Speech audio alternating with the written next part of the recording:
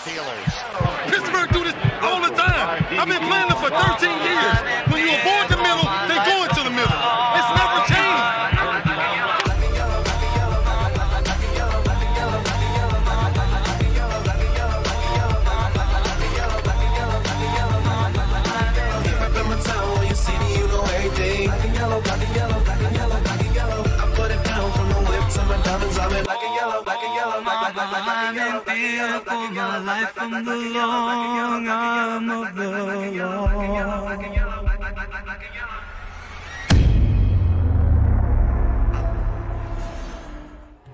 And welcome back, Steelers Nation and Blitzalytics fanatics.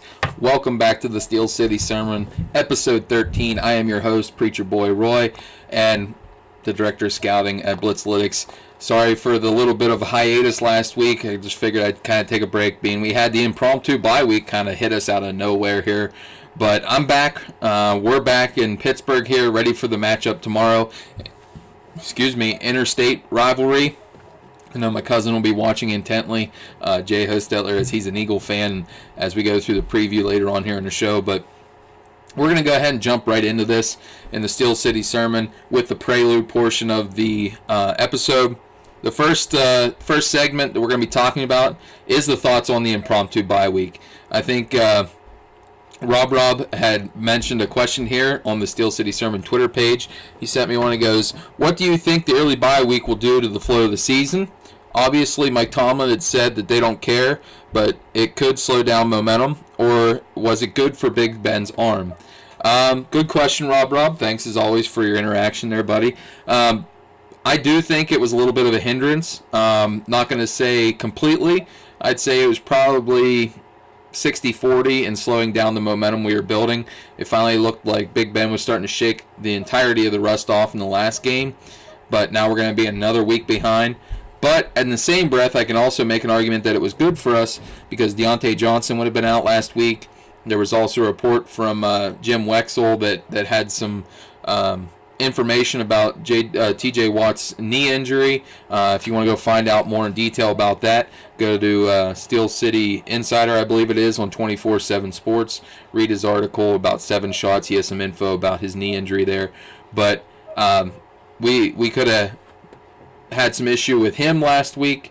A lot of guys were nicked and banged here and there. I know Derek Watt's still out this week and Marcus Allen as well.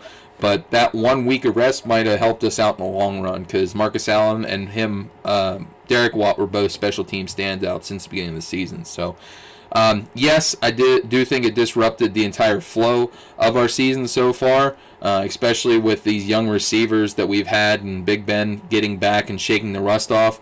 We all know, as Steeler fans, this isn't the vintage Ben that we know. He has had some flashes here and there, but he's also missed some throws.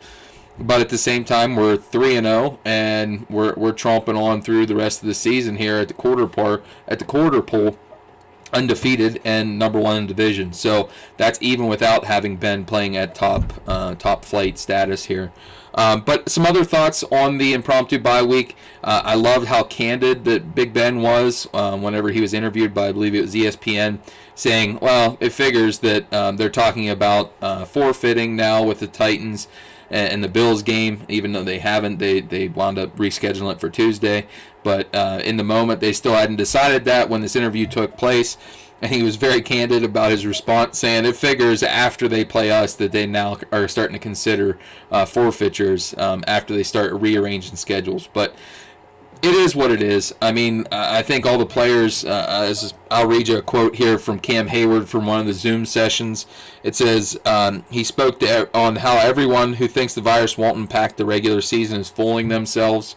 To think we weren't going to have positive tests is ludicrous, he said, because these are human beings. They do have families. They have outside lives. They try to, even though they are paid professionals, they still are going here and there, even though the protocols are getting tightened up now after all these tests that's been positive this past week. But he also said what we're trying to eliminate is the amount of positive tests back to back and have it widespread throughout a community in the NFL. We're trying to wear masks. We're trying to social distance. You're trying to just adhere to the protocols and just follow. And he goes on to say this, and this is this is the one thing I want to speak on here after all this is I can only preach it to the young guys and also the older guys. When you leave this facility, that has a lasting effect on our team. Everybody has to do their job. That's the reason why Steeler Nation, Cam Hayward's got his long-term extension. He is one of those heart and soul guys, not only on the defense, but this entire team. When he speaks, others follow. They lead by example, like Marquise Pouncey is also spoke out this week about he just tries to adhere to the protocols that have been given to him. Big Ben as well. Even guys like Bud Dupree, Steven Nelson, they've all talked about the measures they've taken to help reduce their exposure in public. Bud Dupree spoke about going to work and then going straight home afterwards. Nelson spoke about doing nothing but spending time with his family outside of the facility.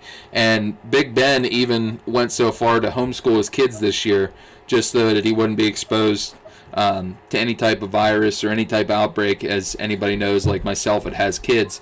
They have a tendency, if they go to public school or go to private school, wherever they attend in person, any type of bug you get is usually coming on home, and it goes throughout the entire family. So you can see Mike Tomlin has these guys in his leadership council in the right direction.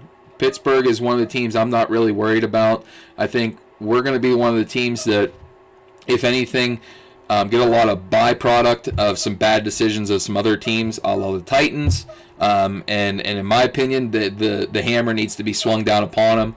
I know me and a couple of guys at Blitz have already talked about this, that they can't go back and post-date a forfeiture, especially because you're losing a paycheck at that point. But it needs to be swift in the punishment that's been dealt with them, especially with them meeting and having a practice. It was not a team sanctioned one, but at the same time, just having that knowledge of knowing we're not allowed to be meeting, and then just vehemently deny it and still meet together as players to practice whenever you've been told not to.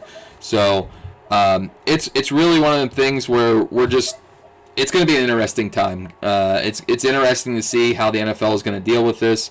It's interesting to see what's going to be happening down the road, and I just hope and pray that the entire season of the NFL goes off without a hitch. They might have to shuffle some scheduling around as they did with the Steelers, and maybe make some games Monday or Tuesday as they're doing this week. But I just pray that this virus goes away and we can get through a season, even though as hectic as it is and some of the funky roles with the practice squad and everything, that we maybe see a little adaptation, maybe because this is good, it's good and different, that we can maybe see it adapted into this year, these coming years. Take a little bit of the bad and the adjustments we made here and apply it to the future, especially when it comes draft time and stuff like that, with the way we see in the time of the draft that people were able to do some things remotely rather than traveling and be able to spend some more time with their family. So it's an interesting time, folks. It's interesting. Yes, Rob, I loved your question, but I think it's 60-40. Yeah, it kind of impeded, but it's not a death knell. It also helped on the injury front. But it's going to be interesting going forward, folks, and just prayers up that everything goes well. Our next topic here for the prelude is, hey, when Renegade plays at Heinz Field this Sunday, we're going to have some fans making some noise. Not just the PA announcers and the fake piped-in noise. We're going to have 5,500 people here in Heinz Field. It's going to have some meaning. We're going to have some juice in the stands. Not saying it's going to be as loud as it always is, and that place is going to be rocking, but as you've seen on my beginning here with my countdown, my intro, seeing all them terrible towels waving, it's going to be great just to see some yellow, not just the empty stands, but actually yellow towels being flown and waved around out there. And what's the biggest part of it is going to be the momentum shifts. You're going to actually get that, the interception or the big hits. You're going to be able to experience a little bit of that. I love it. I'm glad that Governor Tom Wolf finally, loosened some of the sanctions, as well as they're doing it, in the right way. They actually told him, I got to applaud the Steelers staff and the management, because I believe the original count was 7,500 people they were going to allow in. They're actually cutting it short. to only 5,500 fans because of the amount of personnel and everything with both teams that are on the field, as well as security, and everybody's going to be in the stands as well with food vendors and whatnot. So they're still trying to adhere to that 7,500 or even shoot lower just to make sure no outbreaks or anything like that comes about. So big tip of that cap to them guys. But I'm just excited to watch tomorrow's game in an interstate rival as we go throughout here. And I just can't wait to see it happen. Agent Olivero, this is Roy Countryman. I am the director of scouting, and the Steelers, one of their beat writers, me and Ryan Lippert. This is the Steel City Sermon. This is a Steelers-based video podcast. And Cody and Rob, they get a day off. This is my usually Saturday show here, just focused on the Steelers. So glad you're watching, glad you're listening. Maybe you can get some stuff here if you're not a Steeler fan. I'll still maybe touch a little bit on the NFL, but glad you're listening. Finally, the last thing I want to hit upon, and this is kind of, picking at shreds here, but I got to give some kudos to the Steelers defense already this season. I know everybody's talking about Indianapolis, and Cody mentioned on the happy hour that he still took it with a grain of salt because haven't faced some of the best teams yet. Some people are talking about how good the Bucs have looked. Some people have talked about a lot of teams and how great they've looked on defense. But even the Philadelphia Eagles have looked good in spurts in certain positional groups. But for me, this Steelers defense is, if not the best, one of the 2 or 3 best in the NFL. Just the continual evolution of the playmakers at all 3 levels. After seeing Vince Williams now still leading in tackles for loss, I believe it's 8, and just simply annihilating people in run defense after being basically usurped by Mark Barron last year. See him push maturation. Fitzpatrick, we haven't seen him make the splash plays per se, but you have Mike Hilton still making plays. Fitzpatrick has been solid. He has tightened up his tackling some in the last 2 weeks. And the corners, Joe Hayden's been playing well. Steven Nelson needs to pick it up a little bit. That's probably the one spot in the defense that's lacked somewhat. He has given up a few touchdowns. So kind of calling you out a little bit, Steven Nelson. That maybe be the one chink in the armor if we're talking about the entirety. But just a few stats here to throw at you guys that are listening. And that's we are first in pressures in the NFL with 59, second in sacks with 15, only in 3 games, remember. And we're tied for third in quarterback knockdowns with 16. They're just simply ferocious off the edge. Not only that, on the interior.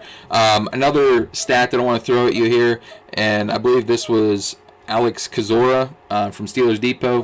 Thanks, buddy, for the info you always tweet out.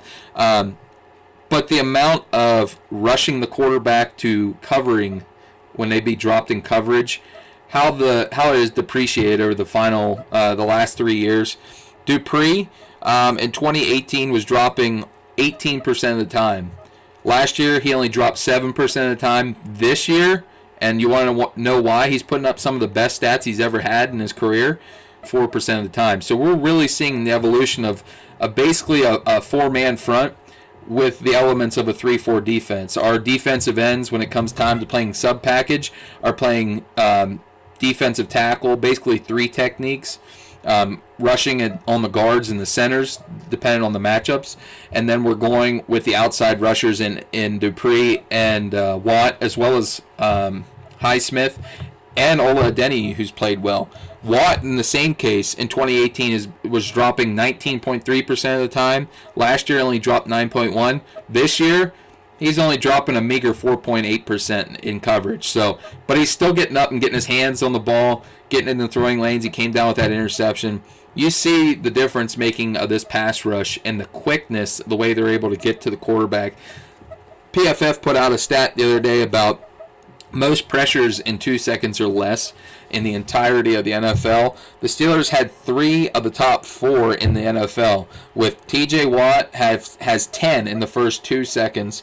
Bud Dupree and Stephon Tuitt both tied for third with 8. So you're seeing these guys penetrating, getting to the quarterback, and just getting really, really good pressure and annihilating people on the offensive line. So I'm intrigued. I hope these guys stay healthy. I mentioned before, TJ Watt was already dinged a little bit with his knee injury.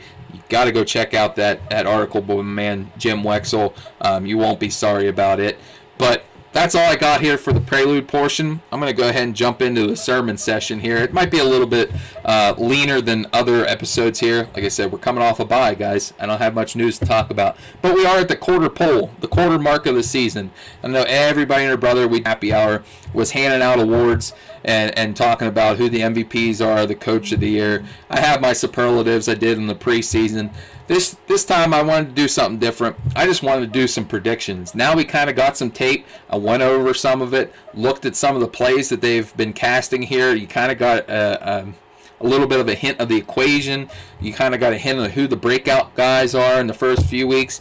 So I'm going to throw at you 9 different predictions here. And the other thing I wanted to highlight, I did forget. I seen Rob just messaged here, comment in the section here about disrupting on the bye week. It just popped in my head because I forgot to write it down. Is the last time the Steelers had a bye week on week 4 of the NFL season, it was none other than the season that we rode the bus back to Detroit and won Super Bowl extra large. So might not have been a bad thing that we actually had a little disruption here, and our bye week was number 4. So a little bit of pomp and circumstance. We might have some fireworks going off later on the season because of that. But who knows? Who knows if you believe in that kind of stuff. But all right, so we got our teacup size sample. What's going on? 9 predictions. I was talking earlier about Big Ben. The first prediction I'm going to have of Big Ben here is that he'll throw for 35 touchdowns. I know he's kind of below that pace at this point, but I think we're really going to see a second half surge in this season when he's finally completely rust-free. He's in rhythm with a lot of these young receivers. He's hitting the timing. He's really, using all the weapons in their right variety. The offensive coordinator and Matt Canada, the quarterback coach, are all working in sync and in tandem. We know the flow of the running game and how they're going to be pursuing that, which I think is going to be a 3-headed monster.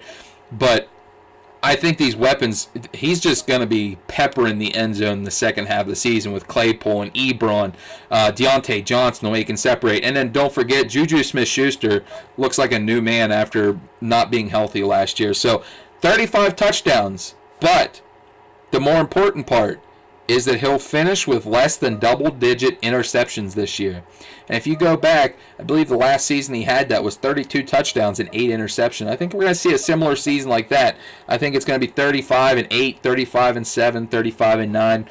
I don't think we're going to see him throw double-digit interceptions this year, Steeler Nation, which with our defense, whoo boy, we might be looking at a 1 or 2 seed if some of these other big dogs like the Chiefs stumble maybe against a few matchups. I think we're right in the driver's seat with the Buffalo Bills maybe for that number 2 or 3 seed, and the Baltimore Ravens. They're definitely going to be in the neck and neck of things here as we go throughout. Also, Big Ben this year has the 3rd quickest average time to throw, so he's getting rid of the ball early at only 2.28 seconds. He's making his decisions quick. He's at charge. Once he gets in rhythm with these guys, just wait for that flower to blossom and really go full bloom here. It's going to be awesome to watch an offense after last year, seeing how necessary it is to have a franchise quarterback with this kind of defense. Number 2 prediction here, folks. James Conner will lead the team in rush yards and rush TDs, but he will not finish the season as the feature back of the Pittsburgh Steelers. What? Yep, I believe he will miss a game late in the year, and we'll see the evolution of none other than Anthony McFarland Jr. You've seen it last week. Not last week, but the last week we were in action in week 3. Anthony McFarland finally got some carries. He looked explosive with that speed and to be able to get outside. Total different type taste of Benny Snell and James Conner. Excuse me. And I believe by the end of the year, you will see the future of the Steelers' running situation. I don't want to say it's a 50-50 split, but it's going to be close of a Benny Snell and Anthony McFarland. I believe we're going to see an evolution of Mike Tomlin. This is the last season that Conner is under control. He's not going to be re-signed here due to the injury factor. Anthony McFarland's a rookie. You have the ground, you have the flash and dash of the Pittsburgh Steelers running back situation going forward. You're going to see Benny Snell hammer some runs home, but also Anthony McFarland hit some explosive plays, and they're not just going to ride with one running back going forward. You're going to see the evolution going into 2021 here, and hopefully through a deep playoff run. It's not saying James Conner will be phased out immediately, but I believe Anthony McFarland will be your featured back and be getting a lion's share of the carries going into a playoff series going forward here. Because number 3, the Steelers will not have a 1,000-yard receiving receiver. I know. How could I say that? Actually, if you look at it right now, Johnson basically missed the majority of Week 3 due to his concussion. None of their guys right now are on track to clear that 1,000-yard rushing mark, so it's not that outlandish to think of it. But I believe rather they will have 5 wide receivers or tight ends to go over 600 yards. And that really speaks to the evolution of this offense. I think that really speaks to how selfless a lot of these players are. Juju Smith-Schuster has proven himself to be the number 1 wide receiver of the Steelers. He is the go-to guy on third downs. But if you look at target-wise, Deontay Johnson is actually the number 1. That's a 1A, 1B combination. Deontay Johnson's separation skills are some of the best in the NFL. Juju Smith-Schuster is that clutch Heinz Ward guy that will come up with the big play when you need him to in the clutch situations, and especially in the red zone. And I am absolutely ecstatic, even though you always want to see those big numbers, the video game numbers for your fantasy teams. But when it comes time to hoisting that 7th Lombardi, I would rather have 5 or 6 guys trying to eclipse that 500-600 mark than having a guy maybe put up a 1,500 yard season a la Antonio Brown, because it's making Big Ben not force the ball to anybody. And that is simply just amazing. I love that. I love this prediction, and I couldn't wait to get it out there to you. Another little side note to this is, if you are a real Steeler fan and you're really you're chomping at the bit and you're kind of worried about next year for the free agency class, we kind of went over it last episode in doing the election style argument if you're coming back. Juju Smith-Schuster, go check it out, did an interview with, I believe it was CBS headquarters. And the host flat out asked him, he goes, what's more important, big free agent contract or sticking with the Steelers? And you know what he was going to say. But the reasons for it was absolutely what makes you gush when you're a Steeler fan. Is he goes, I could care less about money. Pittsburgh is my city. I want to be here. I want to build here. We have something special being built, not only with the team, but especially with our wide receiver room. And Big Ben's my quarterback. So don't be surprised, Steeler Nation, after the season you see Juju get re-signed, because he has been a true leader, a selfless person and worker, and he's a true person to replace that bad taste of Antonio Brown in that wide receiver room. So just a little tidbit to throw out there at you guys. And when I heard that, I'm like, ooh, I started grinning ear to ear. Could not wait. Eric Ebron, this is my 4th prediction. So we already have 5 guys that are going to be at 600 yards receiving. Eric Ebron will lead the team in receiving touchdowns. Right now, Juju Smith-Schuster is leading with 3. I think Eric Ebron gets double digits. I see Eric Ebron being a ferocious and a vaunted red zone target between Claypool and Ebron. And then you have the separation skills of Johnson, and as well as the combat catchability of Juju and James Washington inside. This is going to be, we need to be in the top 5 in the red zone efficiency by the end of the year. And if we're not, then it's been a failure on offense, because we have too many weapons not to be punching it in instead of kicking field goals. Nothing to get you, Wizard of Oz, but we need you here. We need you, Big Ben. We need the weapons to come through if we want to be hoisting that Lombardi. Number 5, the Steelers special teams unit, which have been playing lights out, especially on kickoff coverage, as well as kickoffs and the few returns they've got, will have not 1, but 2 return touchdowns throughout the duration of this 2020 season. And I believe we're going to see the explosive and electric Ray McCloud, who's already looked like he's just waiting for a seam. He's made some big returns and just barely have missed it already. I believe we'll see him get 1 on the kick return team. And I think we'll see Deontay get 1 again on punt returns, because he already had 1 called back. So for once in the last maybe decade, we have some explosive returners now in Pittsburgh.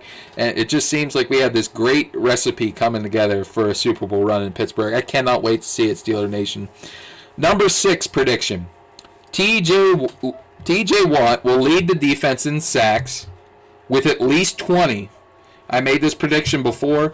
I actually called for him to beat the all-time single-season sack record. I still stand by that. I will stand on that podium because if you see him and if he stays healthy, there's been nobody, maybe outside of Myles Garrett and maybe Aaron Donald, that has been able to be a one-man wrecking crew like this man has this year. He has been absolutely astonishing. Aldon Smith as well. Forgot about him. Big tip of the cap to him, coming back and reinventing himself after all the struggles he's had in Dallas.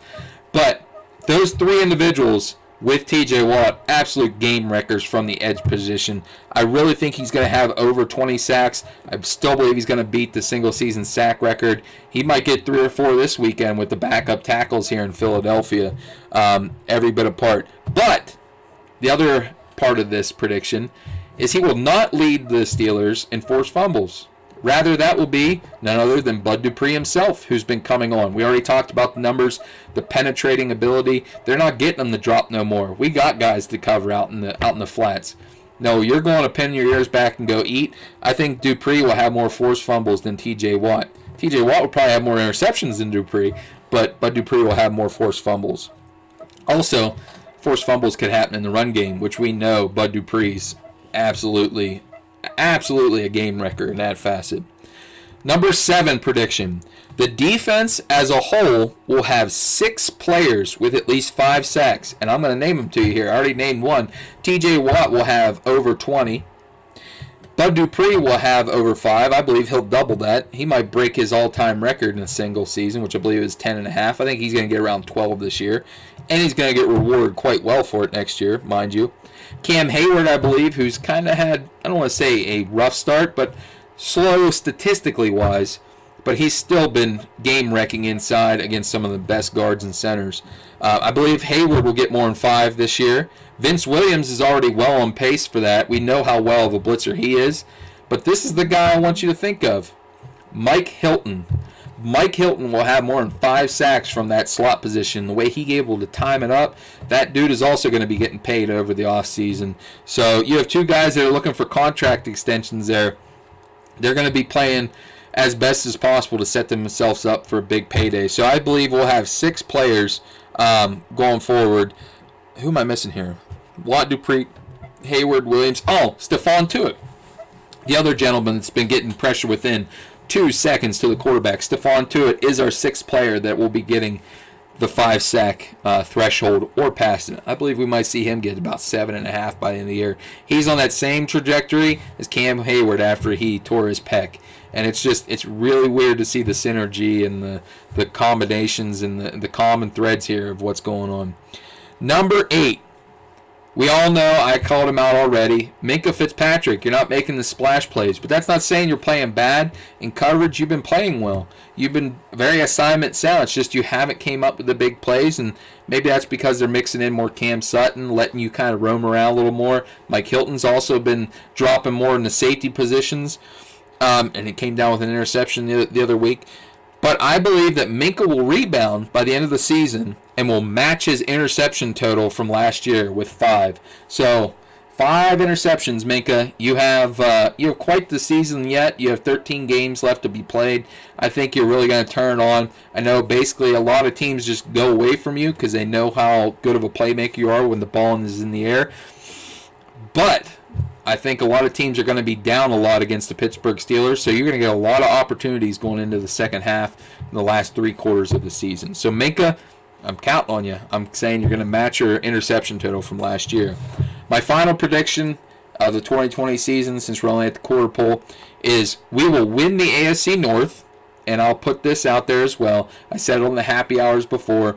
We already heard that Lamar Jackson had been battling some illness and also a knee or a groin. I forget what it was during practice this week. John Harbaugh said, by all accounts, he's fine. He's going to be starting this week. I'm not buying it. It's not that I don't like Lamar Jackson. He is a game-changing presence when he's on the field. But somebody his stature simply cannot take up with the rigors of running the ball. I know he's great at running out of bounds, but somebody's going to light him up, and he is going to get injured by the end of the year. And I think that's what's going to cause us to win the AFC North, is that he's going to miss 2, maybe 3 games by the end of the year, and those 2 to 3 games, the ability for Robert Griffin III to rise the people around him out, I simply don't think it's going to happen. So I think that's what's going to be the difference. I think the head-to-head matchups are going to be very key. As you always know, it seems like we always win one or the other. We always split with Baltimore. But the AFC North division battles with the Bengals, who are not going to be any mail-in vote, the Cleveland Browns have been playing well. All the AFC North battles are going to be key this year, but we have simply too many weapons. Our defense is too staunch, and our special teams are playing special abilities this year. Like I said before, the recipe is all there, folks. Steeler Nation, keep your eyes on it. I think we're going to win the AFC North en route to that number 2 seed, which in every other year would have been a bye. Oh well, we're not going to be getting the number 1 seed. Kansas City has that. But you can take this home. Pittsburgh Steelers have always been, the last, say, 5 to 8 years, a bad matchup for the Kansas City Chiefs. They always seem to we don't mesh well with our concepts. To them, they can't match up with it. We always seem to wind up beating them. So I am comfortable with that going forward. But Steeler Nations, take comfort. Preacher Boy Roy thinks that the Pittsburgh Steelers will be winning that AFC North over the Baltimore Ravens and will be taking home that number 2 seed in the entire AFC Conference. So, like I said, different flavor. Wanted to do some predictions for you guys rather than doing awards. We'll get to that maybe at the halfway point. Take a look back at my superlatives I picked preseason and go forward through there. So now we're going to jump into the preview portion of the sermon here. Our Week 5 preview against the interstate rival Philadelphia Eagles, or maybe I should say the Philadelphia MASH crew, because, wow, these guys got a ton of people on injured reserve. They are just, I feel bad for them at part, but they also just won a Super Bowl not many years ago, so maybe not that bad. Oh well, Jay, I know you'll probably hate that, but oh well, we'll see. I'm here in Heinz Field tomorrow at 1 o'clock. The injury report, just kind of give it to you here. Pittsburgh Steelers have 2 guys that were declared out. Marcus Allen, as I said, safety / linebacker. He's been a special team kamikaze. He's out with a foot injury. Also, Derek Watt with his hamstring will be out, so we won't be able to see a lot of I formation as we've seen just a few in the first few weeks here. So that element will be gone outside of maybe a tight end working in back air, Vance McDonald, who this week came out said he'd rather block all game than catch one pass. So maybe we see him more in the H-back, fullback role. But Derek Watt and Marcus Allen are both out. Philadelphia Eagles, and this is two killers. Alshon Jeffrey he has an illness and still with that foot injury, working his way back. He did practice some at this point, but he was declared out. Also, Deshaun Jackson with a hamstring. They gravely need some pass catchers outside. They have Jalen Reagor on IR. I think right now it's Greg Ward Jr., who AAF great, but still, Greg Ward Jr. is the number 1 target with, I believe, John Hightower and I believe Deontay Burnett, who I like coming out of USC, but it's not a lot of high-quality targets to be thrown to for Carson Wentz. The only other injury for going out this week is Avonte Maddox, the cornerback, former Pitt alum, with an ankle injury. He is also out. So, going for 3. We all know this is the 3 kind of storylines I'm going to be building up going throughout this week. Which pass rush is more ferocious? We all know, I already gave you the highlights on the Pittsburgh Steelers front 7 and especially their ability to sack and bring down that quarterback. They have come down with 15 sacks, but they're also only in second place in sacks. The Philadelphia Eagles are the number 1 team in sacks in the NFL with 17 to our 15. A little gas on the fire this week. As he said, the Eagles want to show they have the best D-line, and they want to show that we are the best team in Pennsylvania. So, interstate rivalry is on, Malik. I don't think you want to be tempting, throwing that carrot out in front of T.J. Watt and Dupree and Tuitt and Hayward and even Alu and Vince Williams and Mike Hilton whenever you got your 3rd, 4th, maybe 5th string, 6th string offensive linemen at a lot of spaces. Basically, everybody's been out outside of Jason Kelsey. So, don't know if that was the right thing to be saying, Malik, but hey, who am I to say? You've been a great NFL player, and we'll see going forward. But it's going to be a matchup for the offensive line of the Steelers, and that's something that's going to be something to watch, is the matchups of our offensive line against their front seven. One of our old friends, the Gravedigger, Javon Hargrave, got, I believe it was either a half sack or a full sack last week in his first game action after missing some time due to injury after training camp. But he's in that rotation in that front with Fletcher Cox, who's up there with Cam Hayward as one of the most underrated interior pass rushers and defensive presence in the game. Brandon Graham and also Derek Barnett, who's really evolved into a great pass rusher going forward. And Josh Sweat as well has looked really well. He's already got a few sacks this year. So they got quality throughout the duration there. Even if their crew or second string rush come in, they got two really good groups coming in here to rush after Big Ben. But our experience should win out. I feel a lot more comfortable about our matchup with their front line than their inexperienced offensive line to ours. So we'll get into that in just a little bit. But that was the the second storyline here. I'm getting all messed up. Second one is, who is playing offensive line for the Eagles? Kind of already touched upon it. I'm just going to read you the mash unit of that offensive line. Andre Dillard, their big out left tackle they drafted from Washington State in the first round a few years ago. Brandon Brooks, one of the best guards in the NFL, who popped his Achilles tendon. He's out.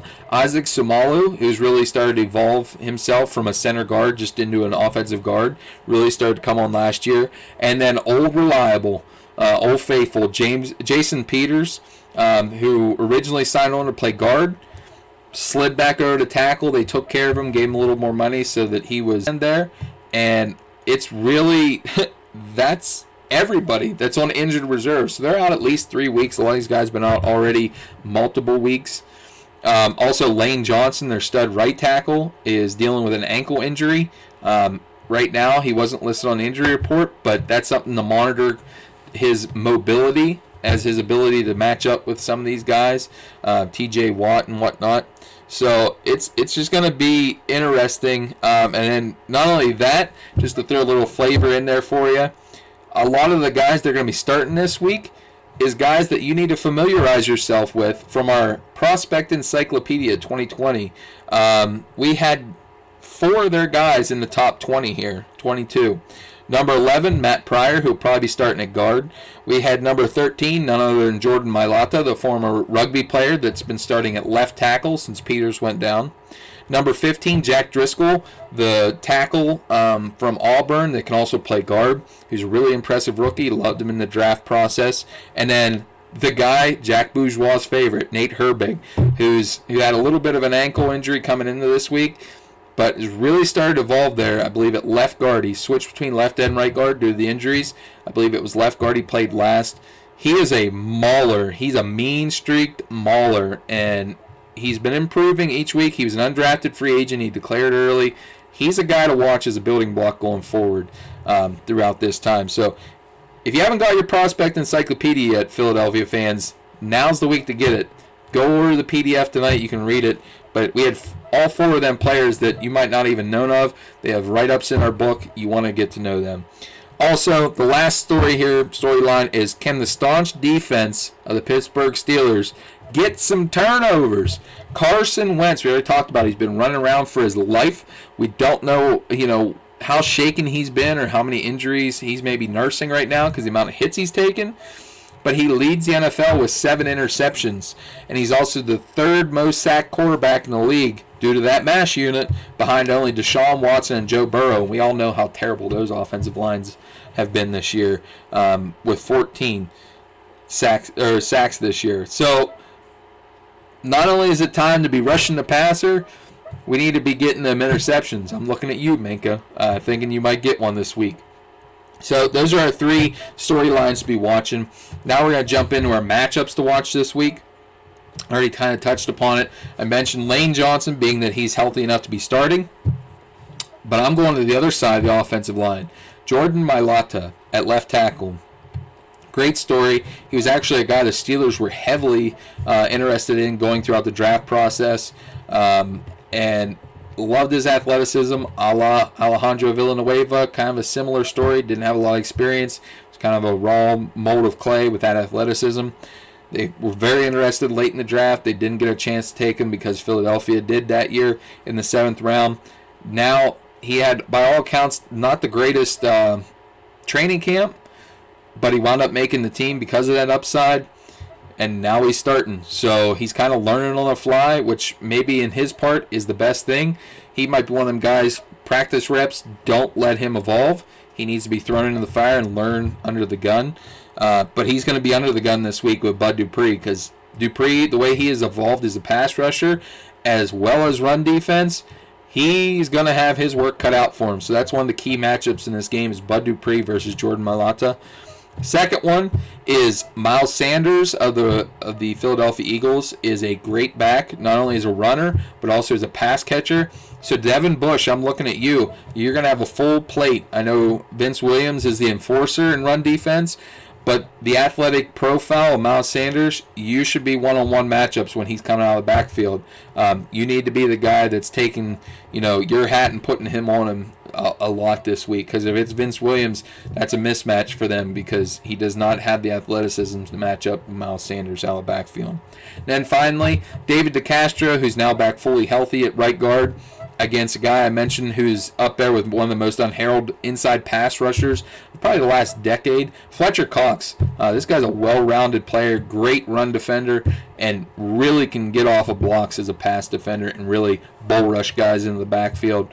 That's going to be a key matchup. DeCastro, that's going to be two heavyweights going at it. That's good football. That's good football. That's going to be the tape you're going to want to watch and maybe coach up some of the youngsters with. So 3 matchups to watch there. This is going to be a fun game to watch for all Pennsylvania fans and all NFL fans. The 3 things the Steelers must do to get their W this week. Number 1, we need to get that offense in rhythm, especially as Rob kind of alluded to before. Is going to be hurting us, is going to hurt the flow, is going to be good for Ben's arm. Yes, maybe so, but we're also getting some health back. We're seeing, Deontay Johnson be able to get back in here, but we need to get in rhythm. It just seemed like we were kind of out of sorts. Everybody wasn't comfortable yet. All the timing wasn't down. I can't say it's going to be a good thing, but I think we need to get in rhythm, get some short passes into the hands of your players. We already talked about Ben having one of the best release times from snap. We need to get running the ball. We need to establish a run early, but don't hammer it home. And that seems like what our offensive coordinator has been pushing so much is just running almost to the detriment to us. We need to go play action more. I know the motion has already been included in our offense a lot more this year. I believe we're the 6th most NFL team with motion. We need to keep utilizing that, but we need to play off of it. Don't just keep running the ball if it's not going to happen. Play off of that with the motion, and then try to hit a deep strike to one of these big, rangy targets that you have outside. So we need rhythm. Big Ben, we need to get you in a rhythm early and often. We need to pepper your targets into your playmakers, and let's put up some big points against our interstate rivals here. Number 2, we need to get Carson Wentz nervous. Not only nervous by bringing him to the ground, because he can escape a la young Big Ben with his mobility and make some plays down the field. We need to hit him early, hit him often, and we need to get him to turn the ball over. I already mentioned to you, he leads the NFL in interceptions. He's 3rd most in sacks. Let's rattle him, let's get him to the ground, and let's get some passes errant, and let's get him back for a pick 6 this week. Final thing that we need to do for a matchup for a W is our special teams may be what takes us out this week and gets us that W. We need a return touchdown, maybe in the kickoff side of things, or maybe a punt return, because you're going to have 2 defenses here that are quite staunch. If we have both offenses, whether it's by inexperience and injury, or whether it's just because inexperience with the Steelers and no rhythm, we might come down to a special teams touchdown here that will be the difference maker. So it's going to be an interesting game. I'm really hoping that we get in a rhythm early. If we do get in a rhythm early, our offense, I think this game might be a little bit of a runaway. It's going to be some catching up for the Philadelphia Eagles, and I'm going with the Steelers here. I'm going with the prediction of the Pittsburgh Steelers 31 at home with fans for the first time, which I think is going to be a difference maker.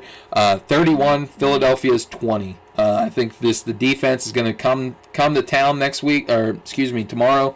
I think we're really going to shut down Carson Wentz in the big scheme of things. So that's my prediction, guys. Take it, roast me with it. I don't care. But Jay, I'm looking at you. Pittsburgh's winning tomorrow. Because here we go. All right, wrap this whole thing up. Put a bow on it here. Thanks, Rob, for the question. Thanks, Jay. Anybody else out there listening, thanks for tuning in. I appreciate it. If you haven't yet, like I already talked, Philadelphia fans, but everybody in this season, especially with all the virus and whatnot that we have there, we have the different situations with all the major names getting injured. You need to go pick up your edition of the Prospect Encyclopedia, the 2020 Prospect Encyclopedia. It was my brainchild, but I was not the only one to participate in it. I couldn't have did it without all the great talents of all the participants. If you haven't yet, go check it out. The link is in the info here on the bottom. Also, I have a link in the bottom too as well for not only Blitzalytics swag, but you can get some Rob graphic swag as well from buyjack.com. That link is also in the bottom. My link also for 24/7 Sports, as I mentioned to you, Jim Wexel. He had me write some articles before. You can go back and check out some of that work previously, but also it's a good follow as well if you're just a basic Steeler fan. So go check that out as well. The show's Twitter, if you want to reach out to me, have some questions for the next episode, or just want to, razz me if the Steelers wind up really blowing out the Eagles, Jay. Or we're maybe saying just my Twitter as well, if you want to come roast me on there. The show's Twitter is @SteelCitySermon. Mine is @PreacherBoyRoy. And as always, guys and girls of Steeler Nation, I like to end with stay humble and be a blessing. Pittsburgh Steelers. Pittsburgh do this all the time. I've been playing them for 13 years. When you avoid the middle, they go into the middle. It's never changed.